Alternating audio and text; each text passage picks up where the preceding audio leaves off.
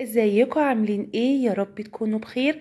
النهاردة ان شاء الله هنعمل الكنافة بالكريمة بالطريقة الاصلية بتاعة المحلات بالظبط. اول حاجة حلة كده صغيرة فيها كوبايتين ونص لبن، عليهم فانيليا، عليهم معلقتين قشطة لو عندك. تمام، يبقى 2 كوب ونص لبن، فانيليا، معلقتين قشطة كده كبار كده لو عندك، لو متواجد مفيش مشكلة، مش متواجد عادي جدا. عليهم معلقتين ونص كبار نشا. تمام زي ما انت شايفة كده بالظبط. ودي هتكون الكريمة بتاعتنا اللي هنحشي بيها الكنافة. هنقلبهم كده على البارد زي ما انت شايفة، وهنرفعهم على النار لحد القوام ما يتقل خالص خالص.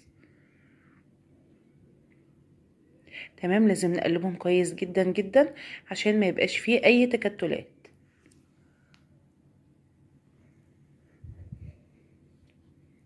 تمام، هنجيب بقى الكنافة. ده يعني اقل من نص كيلو كنافة. حطيت عليهم فانيليا كده زي ما انت شايفة. تمام، هنضيف عليهم معلقتين كبار لبن، معلقتين كبار سكر بودرة. والسكر البودرة ده بيخلي لون الكنافة بتاعتنا دهبي كده في الاخر وحلو جدا، بيساعد على تحمير الكنافة. تمام، ولو عجبك الفيديو ياريت لايك واشتراك في القناة عشان القناة تكبر بيكم بإذن الله. هنفرك بقى العجينة في ايدينا كده كويس جدا جدا زي ما انت شايفة. انا عايزة السكر البودرة يدوب خالص كده، والفانيليا ما تكونش باينة، وكله كده يختلط ببعضه زي ما انت شايفة كده بالظبط. هتقلبي كده شوية لحد ما ايه ما فيش اي سكر بودرة يبان. تمام، حلو جدا. نفركها كويس جدا، نخليها ناعمة كده وكويسة. ده مش نص كيلو، كام يعني اقل من نص كيلو بشوية كده. تمام، هنجيب بقى الصينية بتاعتنا، هنحط فيها شوية سمنة كده. دول نص كوباية سمنة على يعني ربع كوباية زيت كده زي ما انت شايفة. سيحت السمنة في الميكروويف. هنحط بقى كده سمنة في الأرضية الصينية، وبعدين هنحط الكنافة. الطريقة دي بجد جميلة جدا جدا جدا، يعني بجد بتبقى خطيرة. ودي الطريقة الأصلية بتاعت الحلوانية ومحلات الحلواني بالظبط، هما بيعملوها بالطريقة دي. تمام، والطريقة دي كمان مش بتخليكي تحطي سمنة كتير، لا خالص يعني. هما نص كوباية سمنة وربع كوباية زيت وخلاص. والزيت بيساعد ان الكنافة تفضل مقرمشة كده معانا. تمام، هنعمل بقى كده صور كده زي ما انت شايفة، عشان الكريمة بتاعتنا ما تطلعش بره كده وتبهدل الدنيا. الصور ده بيمنع ده خالص. هتعملي زي ما انا بعمل كده بالظبط.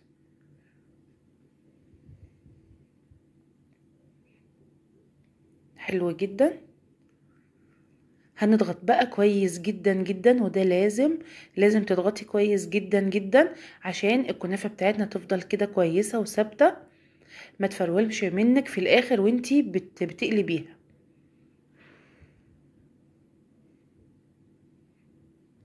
تمام، حلو جدا جدا.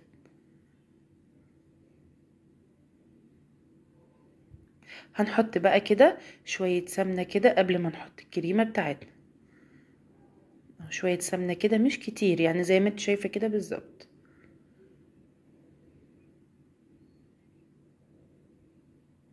هنضيف بقى الكريمة بتاعتنا. الكريمة طبعا ما شاء الله جميلة جدا جدا، القوام بتاعها مناسب جدا. المفروض يبقى قوامها تقيل شوية، ما تبقاش خفيفة خالص، لا، لازم القوام يكون تقيل كده زي ما انت شايفة. هنفردها بقى في الصينية، وهكتب لكم كل المقادير في صندوق الوصف.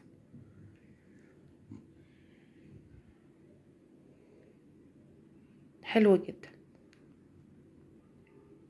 هنضيف بقى كده شوية كده مكسرات، اي نوع مكسرات عندك المتوفر عندك حطيه. بجد النتيجة كانت جميلة جدا جدا، طعمها بجد خطير. خلاص بقى كده هنحط بقى الطبقة الأخيرة.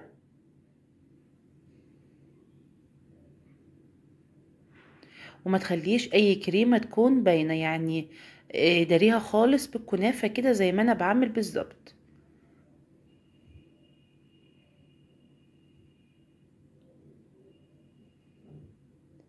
هنسويها بقى كده كويس قوي قوي ونضغط عليها. مفيش اسهل من كده بجد، طريقة سهلة جدا جدا، من اسهل اصلا الحلويات الكنافة، من اسهل حاجة.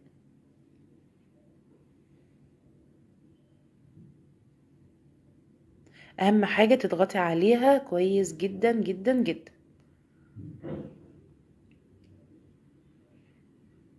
وتساوي السطح كده زي ما انا بعمل بالظبط. في الاخر خالص بقى هنحط السمنة بتاعتنا كلها اهو زي ما بعمل كده بالظبط على الوش بقى كده. نحط السمنة بتاعتنا، خصوصا بقى لو سمنة بلدي بجد بتبقى جميلة قوي قوي قوي، بتبقى فعلا زي بتاعة المحلات. هندخلها فرن ساخن، لازم يكون سخن، درجة حرارة 200 في الرف الأوسط. بتاخد بالظبط نص ساعة وبتلاقيها اتحمرت من فوق ومن تحت. تمام، هي ما بتاخدش وقت في الفرن، بس لازم يكون الفرن سخن، درجة حرارته 200 في الرف الأوسط. تمام، طلعت معايا بالشكل ده اهو، شايفين اتحمرت من فوق ومن تحت لوحدها، ما شاء الله جميلة جدا، لونها حلو قوي. هنقلبها بقى دلوقتي، بسم الله.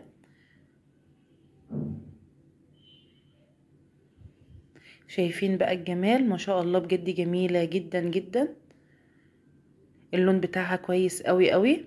هنحط بقى الشربات على طول، الشربات يكون بارد وهي سخنة. انا مرضتش اعمل الشربات لان انا عملته قبل كده على القناة. كوبايتين سكر، عليهم كوباية مية يغلوا 10 دقايق على النار، عليهم فانيليا وعصرة نص ليمونة، بيغلوا بالظبط 10 دقايق على النار وبيطلع معاكي كده اهو. حطيت بقى اهو الشربات زي ما انت شايفة، الشربات بيكون بارد والكنافة سخنة. هتوزعي بس كده الشربات عليها كده عشان الشربات يكون في كل مكان في الكنافة.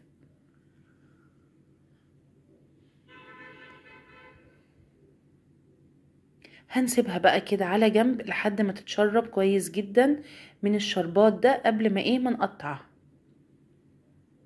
سيبها بس كده تتشرب الشربات براحتها وبعدين نقطعها. تمام كده بقت كويسة جدا اهي زي ما انت شايفة، اتشربت كويس جدا الشربات، خلاص بقت جميلة قوي. نبتدي بقى دلوقتي نقطعها. قطعيها بقى بالطريقة اللي تريحك. انا بحب اقطعها قطع كده صغيرة زي المحلات بالظبط. بجد جميلة قوي قوي، جربيها، انا متأكدة ان شاء الله ان هي هتعجبك. ويا ريت لو ما عملتيش لايك، يا ريت تعملي لايك وتدعموني باشتراك. شايفين بقى الجمال، بجد جميلة، لونها حلو قوي قوي قوي. بجد هي يعني الفيديو ظالمها، لان هي لونها احسن من كده كمان. ومفيش اسهل من كده، مفيش نص ساعة وبتكوني مخلصة باحلى كنافة ممكن تعمليها.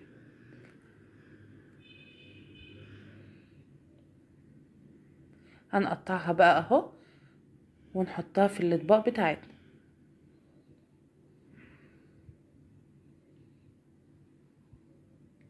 شايفين بقى الجمال، ما شاء الله بجد روعة روعة روعة. شايفين الطبقة بتاعت الكريمة بجد جميلة جدا جدا جدا. الطبقة متماسكة، مسحتش كده مني، ما باظتش الكنافة، ما اتفرفتش مني كده في الصينية، ولا حصل لها اي حاجة. وده بسبب ان انا ضغطت عليها جامد جدا جدا.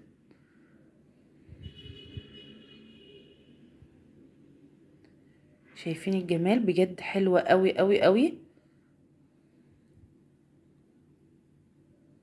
بجد اتمنى فعلا ان انتوا تجربوها وان شاء الله هتعجبكم.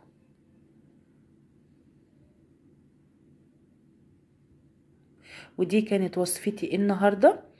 وإن شاء الله أشوفكم على خير في وصفات تانية كتير بإذن الله. الوصفة النهاردة بجد كانت أكتر من رائعة. وصفة الكنافة بطريقة محلات الحلواني بالظبط، هما بيعملوها بالطريقة دي، ودي من أحسن الطرق اللي انت ممكن تعمليها للكنافة.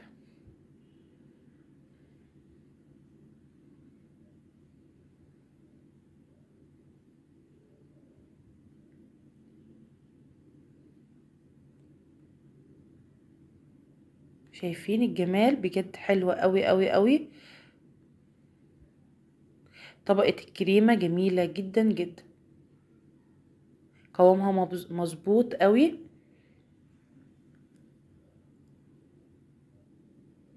شايفين بقى القطعة دي جميلة قوي، دي بقى اللي في نص الكنافة بالظبط. شايفين الجمال؟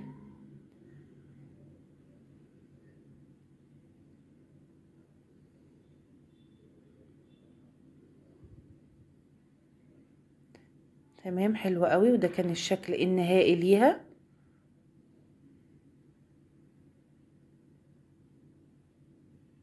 حطي بقى كده زيني كده على وشها مكسرات كده. شايفين بقى؟ ده الشكل النهائي ليها، بجد جميلة جدا جدا. الكريمة روعة بجد، والوصفة مظبوطة بالظبط.